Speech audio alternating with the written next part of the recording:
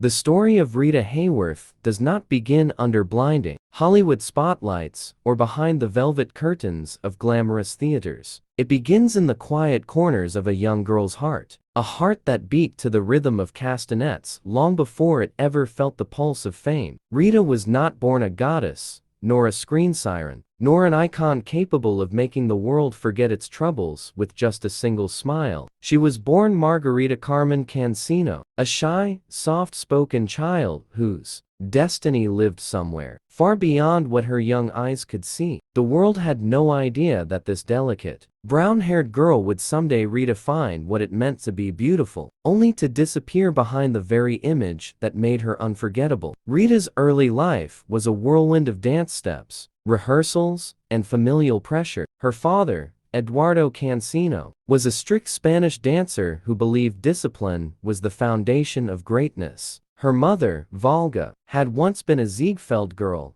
graceful, elegant, and full of dreams she never fully realized. In that family, talent was not optional. It was inherited, expected, and demanded. And so little Rita learned to dance before she truly learned to speak. She learned how to move before she learned how to understand why the world moved around her so quickly. While other children played, she trained. While they laughed, she perfected her steps. Even as a child, she carried the quiet sadness of someone who knew they were being shaped for a purpose that wasn't completely their own. Her father took her from stage to stage, sometimes from country to country, showcasing her as a prodigy. The dancing Cancinos, crowds cheered, lights flashed, applause filled the air. But inside Rita, something trembled. She loved dance, yes, but she feared her father's temper more. Every mistake, every misstep, every moment of exhaustion was met with stern eyes and uncompromising expectations. She wasn't allowed to be just a girl. She had to be perfect. And perfection, no matter how brightly it shines, always leaves a shadow. By her teens, Rita was already a seasoned performer, but her world was painfully small. She had seen stages and clubs, but she hadn't seen childhood. She had heard applause, but she hadn't heard kindness. And when Hollywood finally noticed her, those hypnotic eyes, that astonishing grace, that mysterious allure, it wasn't Rita the world wanted. It was an image, an illusion, a woman she had not yet become, but now had no choice but to be. Hollywood loved her exotic beauty,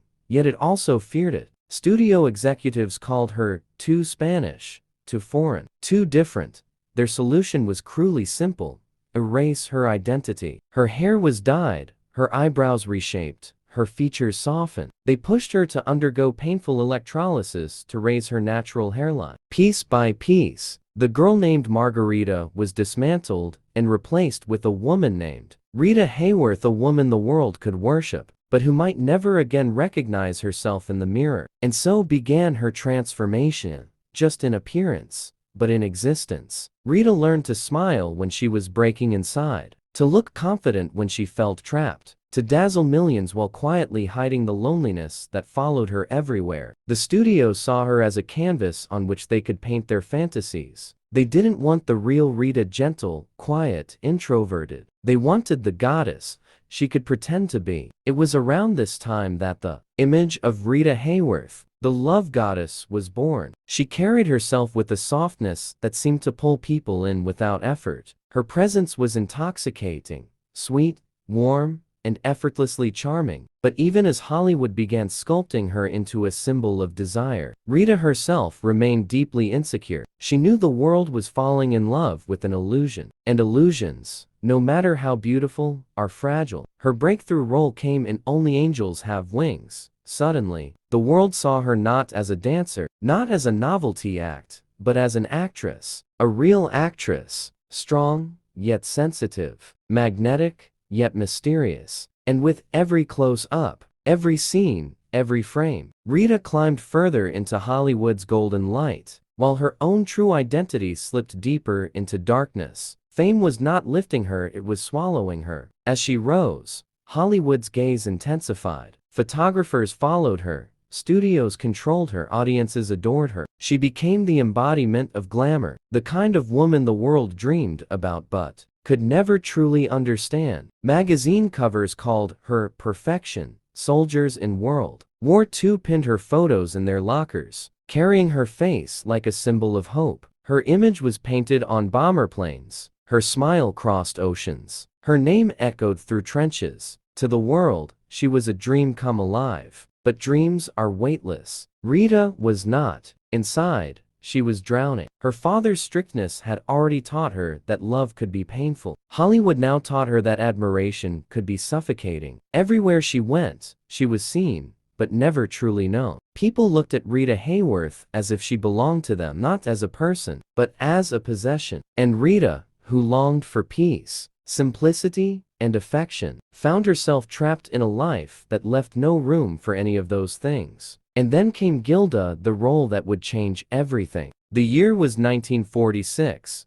Post-war America needed escape, beauty, excitement, something irresistible to remind them of life beyond loss. And Rita delivered it. Her entrance in that black satin dress, the way she tossed her hair, the way she smiled with a hint of danger and softness. It became one of the most iconic moments in cinema history. Overnight, she went from star to legend, from actress to fantasy, from woman to myth. But that moment, the moment the world adored, was the very moment that imprisoned her. Because now, she was no longer allowed to just act. She had to be Gilda, always, everywhere. And Gilda was not real. Rita herself said, years later, with heartbreaking honesty, every man I ever knew fell in love with Gilda, and woke up with me. Behind those few words lived a lifetime of heartbreak, the realization that even the men closest to her couldn't see past the character she played. They didn't love her gentle soul, her vulnerability,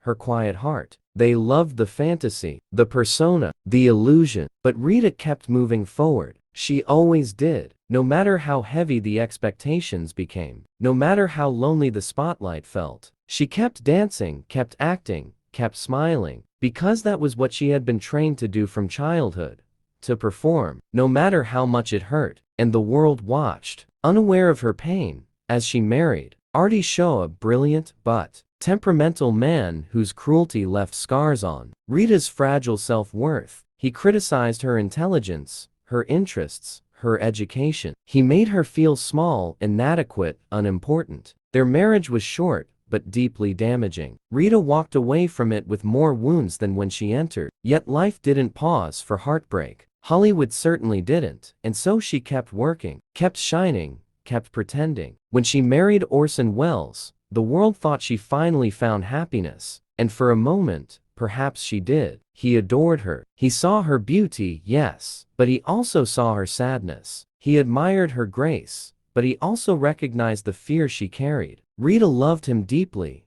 wanted to be the perfect wife, the perfect mother. But the cracks in their relationship widened over time. Orson's ambitions consumed him. His absences grew long, and Rita's insecurities grew louder. She wanted to be loved. He wanted to create. And sometimes, love is not enough to hold together two people who are slowly breaking apart in different directions. As Rita's fame grew, her personal life grew more fragile. The image Hollywood created began to feel like a cage built of expectations she could never fully meet. Every time she looked in the mirror, she saw two women staring back, the one the world worshipped, and the one she was silently losing. More roles came, more fame, more applause, but less and less of Rita remained. And then, as the years passed, something began to change in ways she could not yet understand. The forgetfulness, the confusion, the moments when the world seemed to blur, when time slipped through her fingers like grains of sand. At first, it was small, a misplaced memory, a forgotten appointment. But slowly, gently, and terribly, something was stealing her away. But her decline, her fading, her transformation from icon to patient, that is a story for later. Because for now, we are still in the golden years. The moment when Rita Hayworth was the most photographed woman in the world. The moment when soldiers carried her image into battle. The moment when her name became a prayer, a song, a symbol of everything glamorous Hollywood promised. For now, this part of the story, she is still standing in the bright light, even if she is standing there alone. Rita Hayworth was a goddess, but she was also a fragile human being. And the tragedy of her life is that the world only saw one of those things. The other. It took decades for people to understand, and by then, she was already fading away. When Rita Hayworth entered the height of her fame, Hollywood glittered around her like a world made of diamonds. Yet diamonds, no matter how dazzling, are cold to the touch, and that was exactly what her life felt like: beautiful, admired, untouchable, but painfully cold. Fame gave her everything except the one thing she longed for more than anything else: peace. She had walked into the spotlight as a woman searching for belonging, for comfort, for emotional safety. But as the years unfolded, she discovered that the spotlight only exposed her vulnerabilities rather than protecting them. Her marriage to Orson Welles had begun with passion and admiration. She adored him, his brilliance, his creativity, his confidence. To Rita, Orson represented the intellectual world she had never been allowed to explore. He read constantly, debated fiercely, wrote passionately, and thought deeply about everything. Rita had never finished school, not because she lacked intelligence, but because show business demanded her childhood. So when Orson spoke with that booming voice, full of ideas and philosophies, she felt both admiration and fear. She wanted to be enough for him. Enough emotionally, enough intellectually, enough in every way. For a time, they tried. They tried to build a life together, a family, a home. When Rita became pregnant, she was filled with hope. She believed motherhood would finally give her the unconditional love she had always longed for, the kind of love that wasn't tied to fame, beauty, or performance. She gave birth to her daughter, Rebecca, and for a brief moment, the world softened. Rita wasn't just a movie star, she was a mother. And holding that tiny child in her arms, she felt something she had never felt before: purpose. But Orson Welles was a man driven by ambition, and his ambitions often carried him far away from home. He would disappear for days, sometimes weeks, consumed by new projects and grand dreams. Rita tried to understand. She tried to be patient. She tried to be what she thought he needed: supportive, quiet, graceful. But with every absence, her insecurity deepened. With every broken promise, her heart cracked a little more. She wanted stability. He wanted freedom. And no matter how much they cared for each other, they were living in two different emotional worlds. Eventually, the marriage unraveled, not with anger, but with exhaustion. Sometimes love doesn't break loudly. Sometimes it fades slowly, silently, without anyone realizing when the ending truly began. Rita was devastated, but she carried herself with dignity. The world saw her smile, pose for cameras, and continue acting, unaware that behind closed doors, she was quietly grieving the loss of yet another dream. After the divorce, Rita continued working, but the roles Hollywood offered her reflected more fantasy than reality. She was always cast as the mysterious beauty, the glamorous lover, the unattainable woman. Audiences adored her, men worshipped her, women studied her hair, her gowns, her elegance. Yet Rita knew what they loved was not her. It was the image the studios had created. And so, with the hope of finally finding love, real love, she entered the next chapter of her life: marriage to Prince Ali Khan. When the world heard the news, headlines exploded. The movie star was marrying royalty. To many, it looked like a fairy tale, the Hollywood goddess becoming a real princess. But fairy tales are written with fantasy, not truth. The royal world was glamorous, yes, palaces, jewels, social ceremonies, but it came with its own heavy expectations and rigid traditions. Rita was now expected to fit into a culture and lifestyle completely different from anything she had known. At first, Ali Khan was charming, affectionate, and attentive. Rita believed she had finally found someone who could love her beyond her screen image. But soon, she discovered that Ali was accustomed to admiration, not partnership. Jealousy, distance, and differences in values pulled them apart. And when Rita had her second daughter, Princess Yasmin Aga Khan, her priorities shifted again. She didn't want a crown. She didn't want to be a symbol. She wanted to be a mother. A real mother, present, loving, grounded. But the world would not let her simply live quietly. Paparazzi followed her. Rumors circulated. Newspapers printed stories with half-truths and exaggerations. Hollywood waited for her return because in their eyes, she was still theirs. Eventually, her marriage to Ali Khan dissolved, and Rita returned to film, but not as the same woman. Something inside her had changed. The sparkle in her eyes now carried a softness, a longing, almost a sadness. She was still stunning, still talented, still Rita Hayworth. But now, her emotions lived on the surface instead of behind polished performance. As the years passed, she continued searching for love,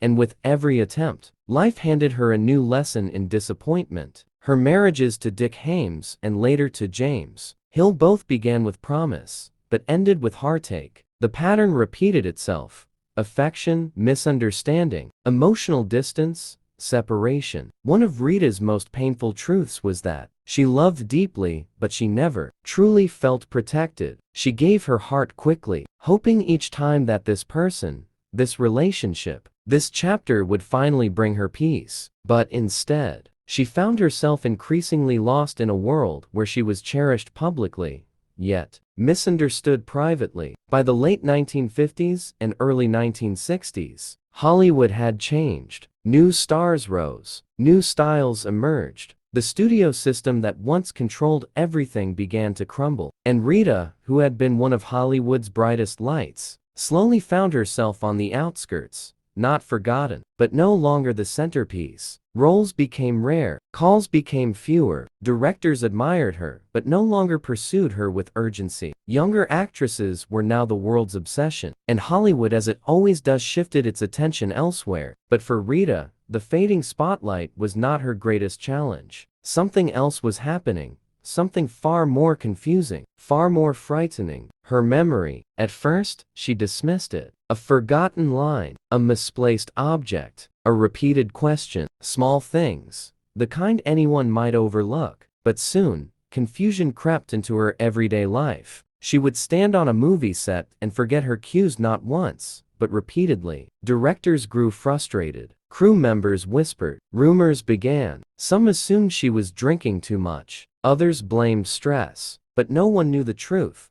Not yet. Rita herself did not understand what was happening. She would stare at familiar faces and struggle to recall their names. She would begin sentences and forget how they were meant to end. She would look at her reflection and feel a strange distance, as if the woman in the mirror was someone she once knew, but no longer fully recognized. And still, through it all, she tried to remain graceful. She tried to continue being what the world expected. But expectations are heavy, especially when the mind begins to blur. By her late 40s and early 50s, the change was undeniable. She became more withdrawn, more quiet, more lost in moments the people around her couldn't fully understand. Her daughters watched with growing fear. Her friends, unsure of how to help, simply stayed close. And yet, even as her memory weakened, something remained beautifully strong: her gentleness. Rita never became angry or bitter. She never lashed out or blamed anyone. Instead, she became softer, almost childlike, as if, slowly, she was returning to a place before pain, before pressure, before the world demanded she be anything other than herself. But Alzheimer's, the illness that would one day define her legacy, had already taken hold long before anyone realized it. The world saw her fading, but her family saw her disappearing. And soon, the glittering life of Rita Hayworth, the love goddess, would shift from the bright lights of Hollywood to the quiet shadows of memory.